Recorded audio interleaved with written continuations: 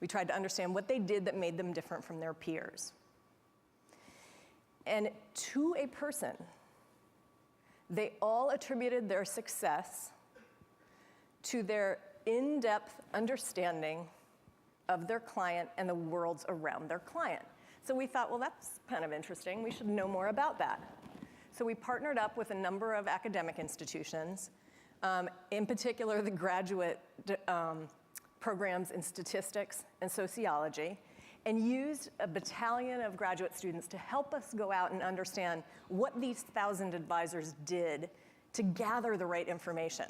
Long story short, we got hundreds of thousands of pieces of data and questions, examples of questionnaires, dumped them all into a database, did cluster analysis, and what we found was that across the board, they're basically looking for 6 areas of information that they find they can construct a relatively complete portrait of their clients if they focus on these 6 areas. So let's talk about what they are.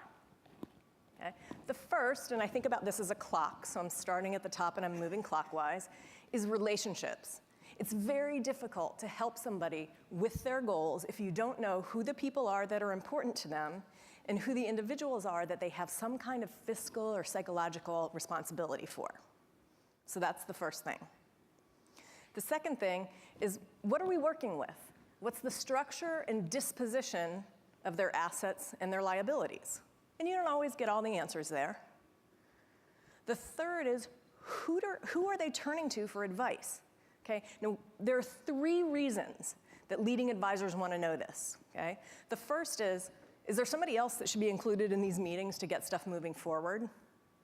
The second is, should I know these people?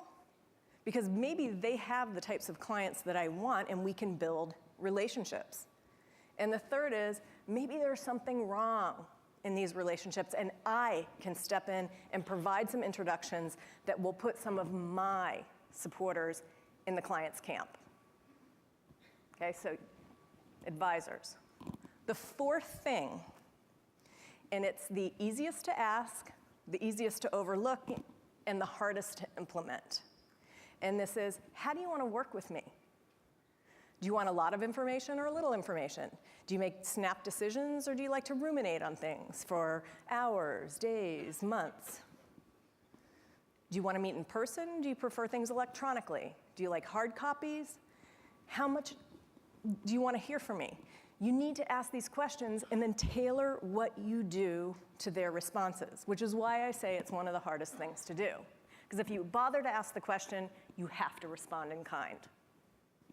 Last 2 things kind of fall together, and this is understanding what clients do with their discretionary time and money. Because at the end of the day, that's what it's all about, is helping people use their wealth productively to live the lives they want.